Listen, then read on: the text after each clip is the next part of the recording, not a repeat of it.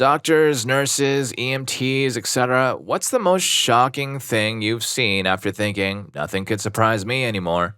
I think I've mentioned this one in the past. Elderly guy came in the middle of winter, legs were frozen to mid thigh, and I mean truly like ice block frozen. At the same time, he had a bunch of serious burns all over him. His gas had been cut off in the middle of winter, technically illegal if the gas company has documentation of an elderly or handicapped person in the home. He'd been trying to keep warm with an incandescent light bulb. He kept falling asleep, and the bulb would fall on him, waking him up and causing small, fairly deep burns.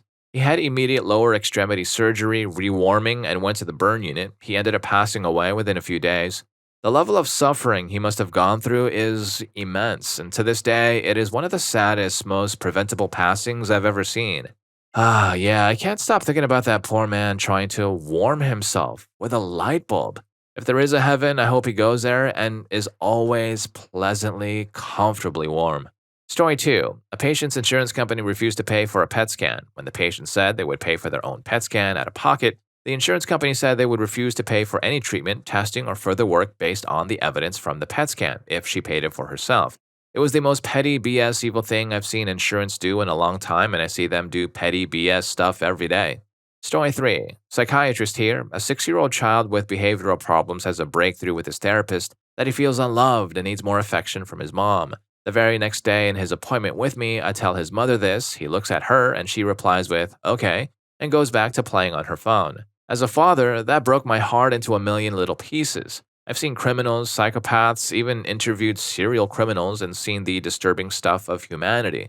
But a mother ignoring her child's cry for affection in front of me? That is how we create monsters. Story 4. Just before I retired, I was working as an EMS lieutenant, first rank of being a supervisor. I worked in a huge city that had a lot of different radio frequencies for different sections of the city. I was supposed to sit right on the border of central and north and monitor both frequencies so I could respond to jobs without having to have the dispatchers relay the message. One night, the north got a call. As I put it in gear, I hear another unit on central get called to the same address for a cardiac arrest. My jimmies fully rustled, I floor it and tell them both that I'm responding. Upon arrival, along with police and a fire engine, we are met by the patient's girlfriend, who is sobbing, but motions us into an apartment that has been given an Event Horizon theme makeover. There's just a comical amount of red liquid. We follow the trail into the bathroom and find a guy sitting on the toilet holding a towel against his head. He says he's fine and for us to leave. The girlfriend says he hurt himself. Neither are directly true. The cops start demanding to know where the gun is, but there is no gun. Dude hurt himself with a crossbow, the size of a large pistol. He made it to the hospital fine and likely made a full recovery, but as we were patching him up, one of the medics, one of the funniest people I've ever met, paused and said, between the 5 firemen, 4 cops, 2 EMTs, 2 paramedics, and the EMS supervisor, there's got to be over 100 years of experience in this room. Any of you ever had a crossbow injury before? This was followed by a chorus of from everyone realizing how bizarre this whole situation was. Story 5. Day off on vacation with another paramedic. On the highway, I saw an accident happening in the distance. We were in the funnel to get by. No PD, fire, or EMS on scene, and it was bad. So we stopped to help. This was the early days of cell phones, but we had one and called it in. I should have known by the smell what was going on when I opened my car door. I will never forget that smell. That stuff has its own special smell. And if lavender was in that mix, lavender would repulse me for the rest of my life. DPS report said a pickup truck at 80 miles per hour blew a tire and went into oncoming lanes and hit an 18-wheeler at the pinch point, driving the 18-wheeler into the lanes of traffic the first truck originated from. This caused a head-on collision with a family car at about 120 miles per hour combined impact. The vehicles were so badly mangled you couldn't tell it was a pickup. Triage is a system where you look at the injuries and decide who is going to help. You realize you can't help them and move to someone else who is suffering, but you can save and you help them. I had to do that. 5 fatalities, 18-wheeler driver had to be life-flighted to a trauma. 3 others transported to ER with serious but not life-threatening injuries. Hour and a half later, we were still trying to get the cab off the family car with a high crane type wrecker, even though I had already given up hope of anybody being alive. Relatives of the family car had passed the accident but didn't see the car, returned to the scene when their loved ones they were behind weren't at home. DPS, fire, EMS, and wreckers had been on scene for a while. My friend and I had taken a back seat to rescue efforts by this time, and had cleaned up and were leaving as we would only be in the way at this point when the family approached us to ask about the details. The rescue effort moved into high gear when I told the captain that the possible occupants of the family car was a mother, father, grandmother, and 1-day-old infant that had just been released from the hospital a few hours before. They were the other four. Tons of bricks, just as vivid as the day it happened. Story 6. We once had this really old, frail woman in our care. We got a skin infection on her foot that just started getting worse and worse. It was becoming necrotic, so there were two options. Either they do surgery on it, but run the risk of ending her in surgery because she's that frail and old, or we do nothing but just keep cleaning it, elevating it, and bandaging it up in the hope that it maybe will get better, lol. It was a moral dilemma that only the family could choose, passing away in comfort now, or later at the expense of constant pain. Her family were so stupid and oblivious to her needs, they treated her as if she were still in her prime despite the fact that she couldn't swallow whole foods anymore. They'd give her solid foods and act shocked when she began hurting and then would need to be rescued. Of course, they decided to not go through with the surgery for their mom just to squeeze out another month or two of life out of her. The most in denial, deluded family I've ever witnessed. Yes, it's sad when our parents pass away, but I would never prolong their suffering just because I would feel sad when they eventually go. I was there once when the nurses cleaned out the wound, and y'all, it was black, and no amount of painkillers could truly make her not feel the cleaning process. We repeated this process every few days.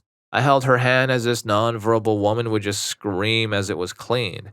Everyone in my area cheered when she passed away. It's bittersweet being so happy and relieved for her passing, because it meant she was finally at peace. Story 7. I was a nursing student a few years back. During clinicals, I saw a lot. In 1 week, I saw one of my patients lose a bit more of his foot from progressing gangrene that we could just not get ahead of for some goddamn reason. A colostomy bag seal failure that started draining. A guy with jaundice that was so bad that I thought he stepped straight out of The Simpsons and was bitten by no less than 2 separate dementia patients, one of which had C. diff. I didn't stay in the program very long, but I will never forget my time working in the hospital. For those of you wondering what happened, I was doing nursing through the Army, thus making a 4-year course be squeezed down into 1 year, and my instructors were, unfortunately, poorly equipped to meet the demands of the new NCLEX. That's the problem with being in a pilot program. The instructors are also trying to figure it out. The Army didn't provide room for perceived failures in testing. Story 8. Took care of a guy with frostbite to all 10 toes. He had gotten spiked on substance and walked 15 miles barefoot in the snow in a northwestern state. I came in to paint with betadine his shoes, and he didn't know he was going to lose them all. Some doctor didn't tell him. I stepped out to clarify, and they told me to tell him. I'm an RN, and they told me to let him know he was going to lose all 10 toes. I felt bad, but did my job. He acted like it was nothing and just kept on making out with his girlfriend. I think he was still spiked because they were climbing all over each other while I was trying to do wound care. I finally told her she couldn't sit in his lap anymore while I worked. I couldn't believe they were acting that way anyways. I was just shocked that he was losing all 10 toes. They would self-mummify, break off, and he would be toeless and be fine with it. It was just weird. He was also in his early 30s. Story 9. Exercise physiologist in a rehab clinic for heart and lung patients, many recovering from open heart surgery or aortic valve replacements. I've seen people not heed mine or the doctor's strict warnings to not do anything that could reopen the healing chest scar, from then being quite literally just opened up. But I had a patient whose inclusion site was raised in a bubbly-looking way when I was giving them a physical assessment. I mentioned that I don't like the look of it and told them to see the cardiologist ASAP, as well as I messaged their cardiologist and PCP personally to explain the situation. Both docs gave them the okay to come back and exercise. Well, it popped while on a rec bike. Another one a few weeks after that was a patient who I later found out was septic, having a 170 heart rate, and was so delirious he fought me verbally and physically, got a good punch to the center of my chest and face. When I called for an ambulance and refused to have him drive home, he drove to the clinic. I'm so happy he didn't cause an accident and I walked around with a nice black eye for it. Luckily, I made a fun spin on it by telling patients a resistance band did it to me because I didn't follow proper safety precautions with them. Haha. Story 10. Last winter, during a really cold spell, coupled with snow, a resident in the locked memory care unit where I worked, decided that the building was on fire. At 2 a.m., he took a suitcase from his closet and threw it through the window in his room. He had a roommate who slept in a bed directly under the window. Suitcase guy crawled over his sleeping roommate and out of the window to the firehouse down the road to get help. They called the police because they thought a homeless man was hallucinating. The night shift didn't notice any of this until the roommate came out much later and said he needed another blanket because he was so cold and it was snowing on him. They checked, and sure enough, his bed was covered in glass and old helpful Harry was gone. It was a complete mess. Story 11. I'm an EMT. I believe I've posted this story here before, but here goes. Older female being horribly neglected by her husband/caretaker. This older lady in her 70s fell down early summer, and we had a crew go out there to check on her. She was alert and able to make her own choices. She refused EMS care and decided to stay on the floor. A few months go by, and we get called out there again. We walk into the small home and instantly smell something odd. She is still on the floor on the same side with a blanket covering her. We lift the blanket and she is covered in mess. She is able to grunt in response to pain and nothing else. Her husband is behind us yelling, "I can't do this anymore," and other things.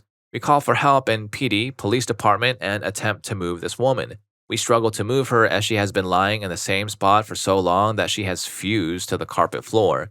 We took her off the floor like a band-aid and carried her outside. PD has us on body cam retching. We transported her and she passed away 3 days later from sepsis. PD decides not to pursue charges against her husband because he was too old. I was 19 and had 4 months on the job when I had this call. My first year was trial by fire. Story 12. ER Doc, the most shocking things I've seen are things that would make you hate humanity and haunt my nightmares, but here's a few fun stories.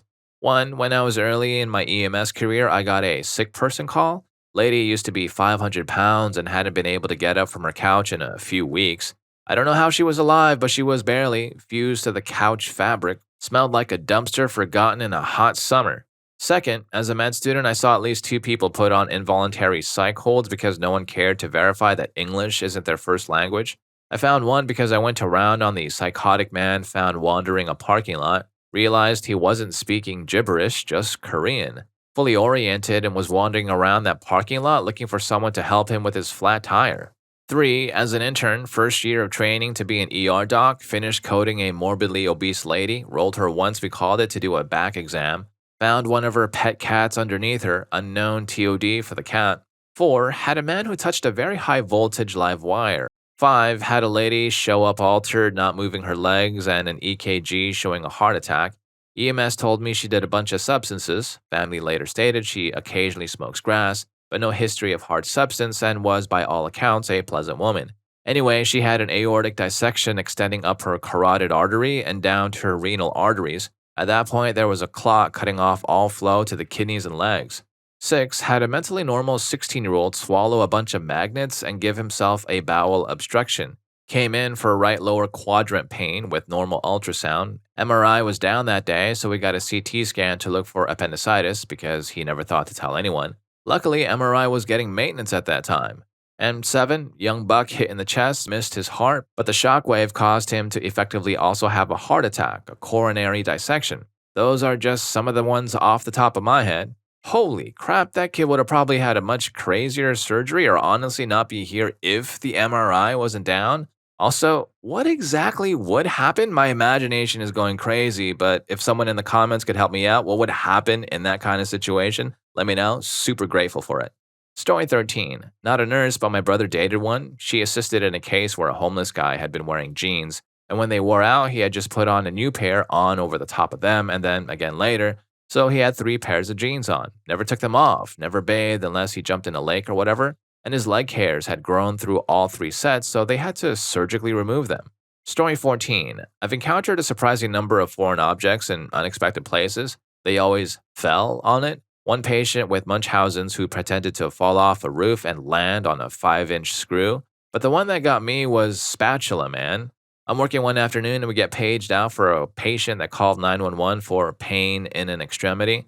I respond, and my partner and I find an older gentleman sitting on the couch. He's maybe 50. Doesn't appear to be in distress. He says he called 911 and that he's the patient. My partner starts asking him what's going on. I start visually assessing this guy and see nothing wrong at all.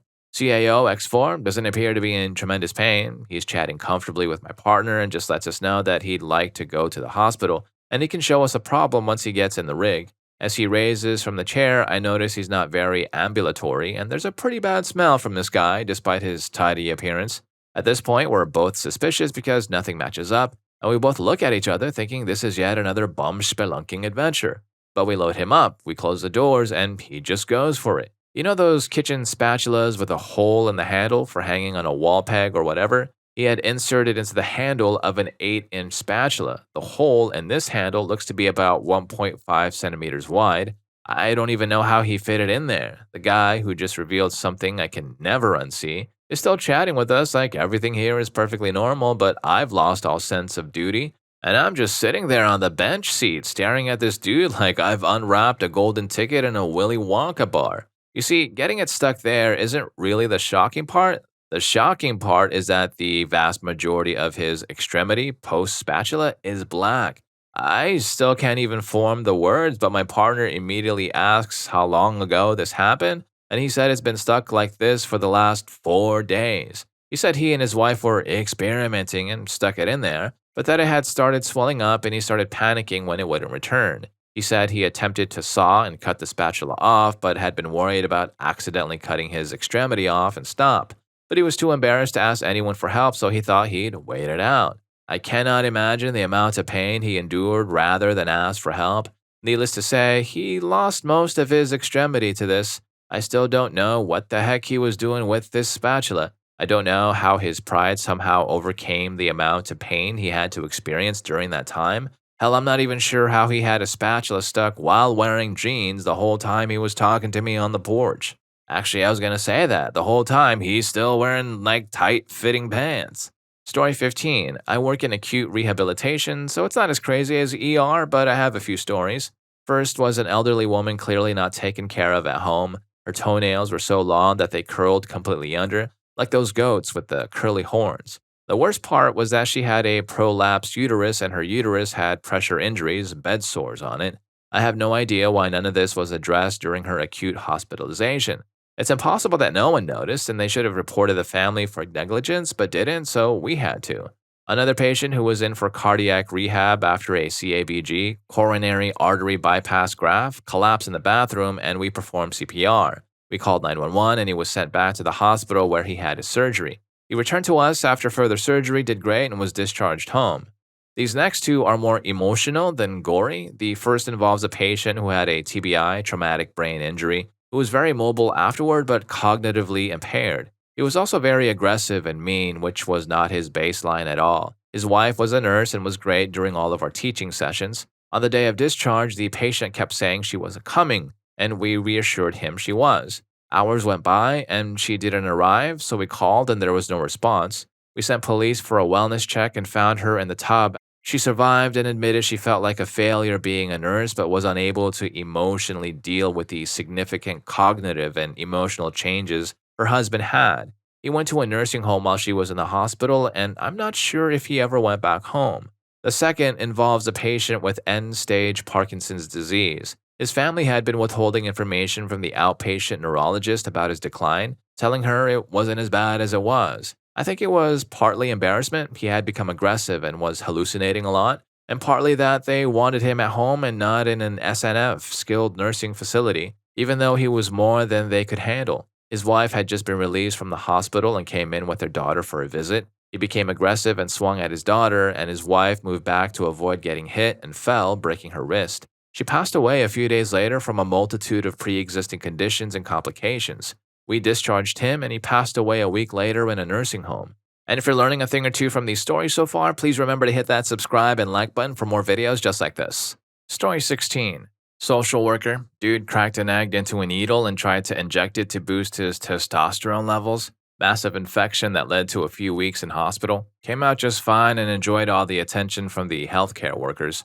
A little more detail, I worked in the developmental sector for a while, in part doing direct work providing supportive housing to people. This was a trans man that received testosterone injections in-house by a nurse every other week, and the needles and testosterone were kept in his unit. Not once did he utilize his testosterone without the nurse's presence, but doing his own research, he'd read online that eggs could boost testosterone levels and made the leap that injecting it would be the most effective pathway. He came to the unit I was working in very scared, crying with a very red and inflamed arm, saying, think I made a mistake. 911 promptly called, and medical supplies in his unit transferred to a locked cabinet for the remainder of his years with us. Story 17. The saddest was a dementia patient I had. The last 8 weeks she was alive, she would just cry and say the same phrase over and over. Turns out that the phrase was one of the worst days of her life. The woman was reliving her worst day ever on repeat every 10 to 15 minutes over and over and over, just bawling. And not that normal sort of crying, but that hit you in the gut, their pain is so evident kind of crying with their cry type of every cry. I never wanted putting to sleep to be a thing more than I did for that woman. Story 18. Medicare, like a lot of others on here, it's hard to really narrow it down. At a point, shocking becomes the norm and the boring becomes the agonizing. However, during one particularly bad, unlucky month where I was having a code on every shift and my partners thought I was voodooed, we got a call for an OD in the Wawa parking lot. We got there first before PD or the engine, and me and this equally smallish woman dragged this dude from his car where he was crumpled up and not breathing well. Did the old Narcan and bagging, and he was revived once again. He just looked at us for a moment before letting out the most hellish scream ever. And then from inside the car, another scream happened as a clump of blankets in the passenger seat became alive as well, where his buddy had been out cold. He started fighting us, and his buddy crawled over to grab my partner. Luckily, a jump truck showed up with my two burly fire bros, and they started to pull the passenger off my partner's back as we fought with the first one. My partner managed to pin the driver down, and I ran to our truck to get Versed unlocked. I just remember my hands shaking as I tried to undo both the locks and draw it up. I got back out and tried to bring some calmness, but he proceeded to hurt the two of us, and the fire guys were also struggling with their guy, one of them getting dragged through the mulch by the time I hit my emergency backup need now button. We got all the cops, another medic unit, an engine, and it was still like fighting two gods. The Versed was not working, and it took 8 units of it per person to tie them down on the stretcher, and even that was not working well. We decided on chemical sedation instead and ended up at 2 different hospitals where it took everyone to get our guy inside. He ended up on a vecuronium drip and intubated in the ICU, as did his buddy. What is messed up is that this is like the 3rd case in many years of that happening. Just psychosis or some that we don't know about what it is. One of the ICU docs told me they thought it was substances at one point, but I don't know if the kids are still doing Calvin Klein these days. Anyways, when I pass that Wawa now, I get a little bit of the gif of the dog with the cupcakes. Story 19. I'm an ICU nurse. The things I find most horrible now probably are what most people look for. It's human behavior. Anyone who does what we do will know. I don't see some of the things paramedics see, like young families on roadways, but I see people hurt their elders way past their expiration dates. But here are some of the more grisly, shocking things I've seen. Young fireman got hurt from one eye through the opposite side. I got him from the OR and it was touch and go all night and for weeks after. Still alive, doing okay, blind I think on one side. Point blank to the thigh, 2 tourniquets. I think she kept it, but I don't know how functional it is. Harmed using nunchucks. Stayed at a burning house and he slowly got worse respiratory-wise.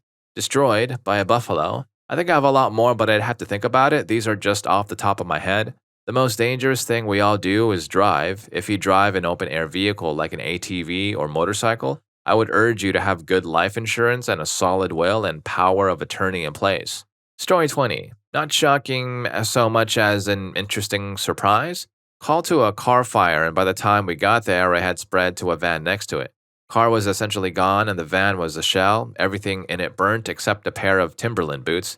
Gave them a wipe down and somehow they were still in one piece and wearable. Also, at that job, standing in BA next to a car fire burning at almost 1,000 degrees Celsius, I look up and see a bystander in a yellow hoodie just toddling straight towards us through thick black smoke, looking through his phone and filming. I had to turn the hose on him to get him to back up. My dude, I am safely standing next to the fire because I'm wearing thousands of pounds worth of kit designed for this exact purpose. I can't say the same for you. Story 21. My grandfather was the platoon chief in our local fire department. He attended a call where a teenager tried to end it all using a weapon. Only didn't pass away. When my grandfather showed up, the boy was still writing a letter to his father with seemingly no idea what he had just done. He is still alive to this day, or was within the last decade. This was one of the worst calls I'm aware of. I know he also attended a farming accident involving 2 kids and some heavy machinery, no survivors, and that one really messed him up too. It's insane to me to think about the fact that therapy just wasn't a thing back when he was working. He retired in the 90s and mostly never talked about any of this. My knowledge comes secondhand from my mom and grandma, but must have had PTSD from the things he saw. There's just no way you can live that every day and not have trauma. Story 22. It was something I heard from a patient's son. I was working as a hospice doctor, and occasionally, we have cases where someone decides that they no longer want to be on dialysis and they come into the hospice center for end of life care. It's actually a very pleasant way to pass away, and if I could choose, it's probably the way I would go. Anyway, most people have about a week to 10 days, and when I came onto the case, she had already been there for a few weeks. After a week, I decided to do some work on her, and it turned out that her kidney function was almost normal. Somehow, her kidneys had recovered while she was off dialysis. This was, of course, great news, and we started working on her discharge and where she would go since she sold her house, and everything had been moved months before. We were looking at assisted living options for her and found a very nice place. While I was checking on her the next day, her son was in the room talking to her, and I overheard him saying, "But this place is very expensive, and if you move there, you'll use up all the money you've been saving for me." Apparently, her not passing away was interfering with the plans he had made for his inheritance. Story 23. My best friend is an ER nurse, and she once told me about a patient who completely shattered her seen it all mentality. A middle aged man came in with mysterious, worsening abdominal pain. Scans showed a strange shadow, but nothing concrete. During exploratory surgery, they found a fully intact, rusted Hot Wheels car lodged in there. Turns out he'd apparently swallowed it as a toddler decades earlier. His parents never believed his childhood claims of eating a race car, chalking it up to imaginary kid stories. The car had silently migrated throughout his body for 30 years before causing a blockage. The entire surgical team just stared at it nurses, surgeons, everyone. She said it was like unearthing an archaeological relic. Her exact words, "You stop being surprised by ODs or trauma, then life hands you a guy who has been hauling around a 1993 Toyota Celica in his spleen." Story 24. I had an older man who had a first time seizure. They discovered a brain tumor, GBM. He was in a different city with neurosurgeons who are excellent. I know the group because I worked with someone who trained there. They were set to operate. Insurance called and denied coverage. His insurance was a Medicare plan that was via a secondary that was hospital based. They demanded the patient have surgery at that hospital, cheaper. The insurance had him drive to that hospital. He had no one and drove himself to the other city. The insurance company risked everyone and everything because of money. Now, granted, the guy himself did the driving, but again, he has a brain tumor, so maybe not pinnacle decision making. But he shouldn't have been allowed to drive. Hospitals and insurance companies should not own each other.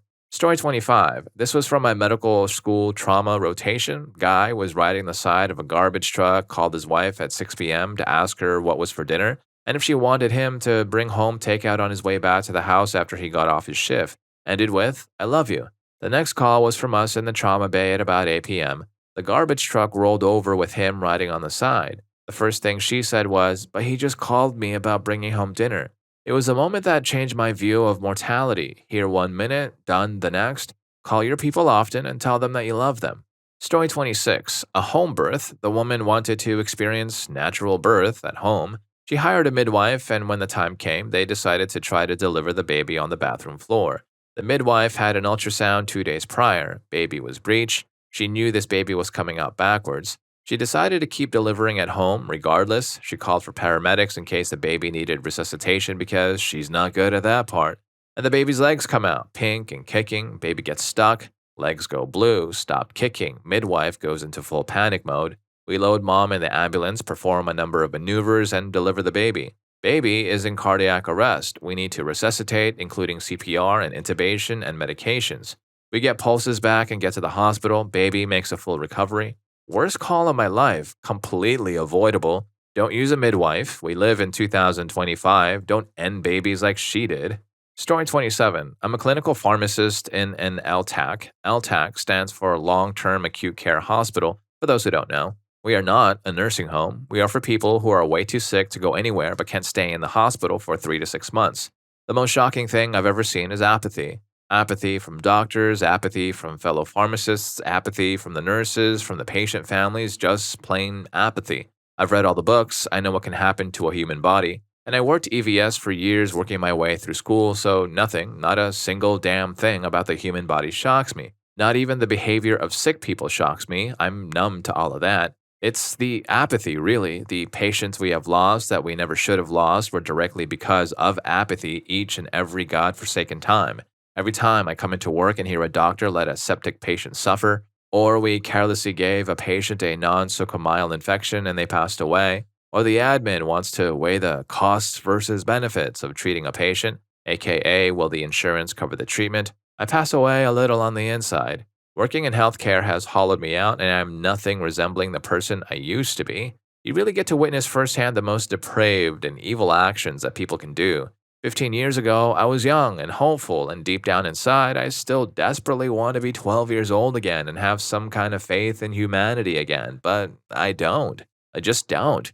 I'm only in my 30s, by the way. For everyone out there that sees this, don't go into healthcare. Story 28. Paramedic from Germany here. I would say it's not shocking anymore, but the first time seeing it caught me really off guard. When performing CPR on patients who went into cardiac arrest shortly before your arrival or in front of your eyes, there is a chance that this patient will wake up under professional CPR. The thing is that the heart isn't beating yet, but if the quality of your CPR is good enough, you are able to supply their brain with a sufficient amount of oxygen under CPR so that they literally regain consciousness while technically in cardiac arrest. It happens more often with younger patients because they still have a healthy body. I don't know if there is an official term for it, but in Germany we call this phenomenon something like Phoenix phenomenon. Story 29. Career firefighter here. I was dispatched to a cardiac arrest at 5 a.m. We arrived on scene before the ambulance. The wife was outside and hysterical. She told us her husband was in the bath upstairs. The last time she had seen him was at 9 p.m. the night before when they were in the bath together. We started walking up the stairs, and there was condensation on all the walls and windows with hot water running down the stairs. We got to the bathroom and found him passed away in the bath. It turned out the husband had stood up to turn the hot water tap on again, slipped, knocked himself out, and drowned in the bath. The house was on a mains gas hot water system, so the hot tap had been running 55 plus Celsius water for 7 plus hours. Story 30. I led a code blue trying to revive someone from a cardiac arrest. Resuscitative efforts were prolonged while trying to reach the patient's family, but we couldn't get a hold of them, and we just couldn't get this guy's heart started again. After some time, everyone agreed to terminate the resuscitation. We held a moment of silence, and afterward, I performed my exam. It includes listening to the heart and lungs and confirming the patient does not have a pulse. No pulse, heartbeats, or lung sounds. The patient was unresponsive. I officially pronounced this man. I helped the nurses clean up the scene, which took about 20 minutes or so.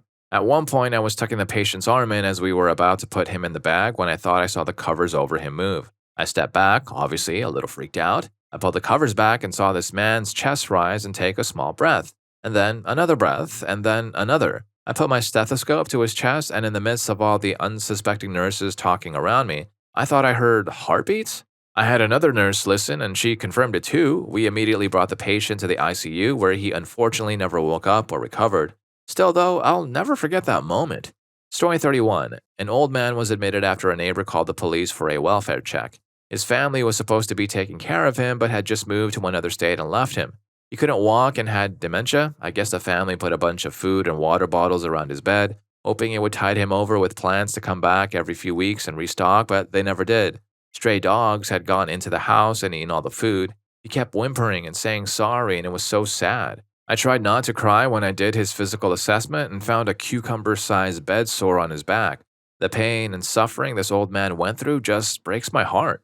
Story 32. Smaller community hospital, so anyone in our area who is chronically ill is someone we all know. Many were gross or sad or silly. A few stick to it as unexpected. A woman with cancer who had refused treatment until it was quite advanced locally. Her tumor was at this point fungating, which is an awful situation where the tumor is outgrowing its supply. She came in several times to be screened for anemia or sepsis. We in the ED all knew her situation and tried to keep her connected to the oncology team plan, but she was really not getting it. Finally, one day we had what in hindsight felt like a good conversation.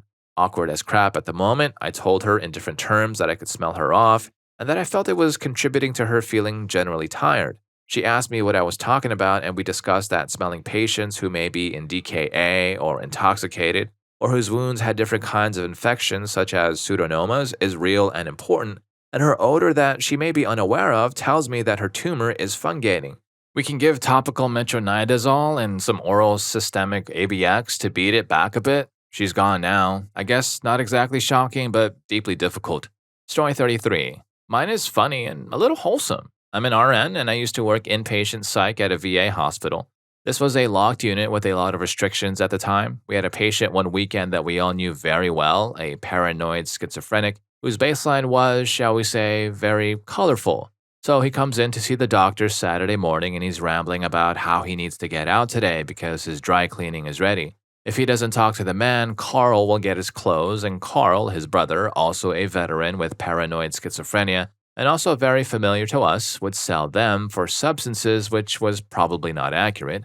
While he was always very well dressed, well, very dressed at any rate, I've never seen anyone in so many layers and hats. It seemed unlikely to us that he had taken his dry cleaning in and negotiated when he'd pick it up right before he'd been picked up by the cops for street preaching, literally in the street, and brought to us. But he was pretty amped up about it, so we helped him make a call. He grumbled some stuff that honestly sounded like word salad and hung up the phone, satisfied. 2 hours later, someone was at our door with approximately $400 worth of dry cleaning that we then had to go through and put in patient storage until family, not Carl, could come get it. Remains the damnedest thing I've ever seen. Story 34. I'm just a student paramedic, worked 400 hours each term for 3 years at university, but honestly, the thing that shocked me the most was having incompetent crewmates. Since I'm a student, I was always paired with a mentor who was incredibly competent in order to make up for my own shortcomings. However, the crewmate for said mentor is not always who you would wish. Usually, it's amazing, and I would have two amazing teachers, but sometimes I would have to take care of someone by myself and start coordinating roles due to having a larger scope of practice than the crewmate we were paired with. For the first time, being in complete control of someone who was either gone and you were trying to resuscitate, or someone who was peri-arrest and you were doing everything you knew how to keep them from arresting. From those 2 points, nothing can really surprise you anymore. Just go through the motions, keep up with modern research since it's constantly adapting, and put it into your own practice. Story 35. I was working in CT one night and got a call from another tech that I needed to brace myself for the trauma coming in. It ended up being one of our EMS guys we all saw all the time and had gone missing for a couple of days prior. We'd all been looking for him and sharing posts, hoping to hear something. He had then decided to end it all by driving his motorcycle into oncoming traffic on the freeway. The other tech had passed by in her car and was the one who started CPR. He barely made it to CT and coded on the table before we could scan him. He didn't make it, and he is still one of the worst trauma patients I've ever seen in my 17 years.